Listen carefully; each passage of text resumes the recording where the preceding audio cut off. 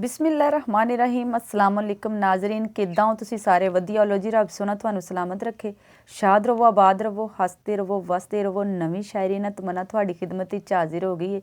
तो जनाब अज एक छोटा जिहा कथा जो मैं अपने नाजरीन की नज़र करन जा रही हाँ। दिलबर नहीं हूँ दिसदा माए, दिलबर नहीं हूँ दिसदा माए, रवे कलेजा हिसदा माए, रवे कलेजा हिसदा माए। उसे दी गल करदा हर कोई, उसे दी गल करदा हर कोई, होवे आशिक जिसदा माए, होवे आशिक जिसदा माए।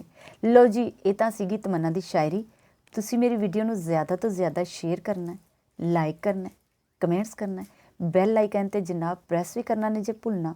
तो जिन्हें हजे तक तमन्ना दे चैनल सबसक्राइब नहीं किया वो सबसक्राइब भी जरूर करे। दुआवां विच तमन्ना नू याद रखियो। रब रखा।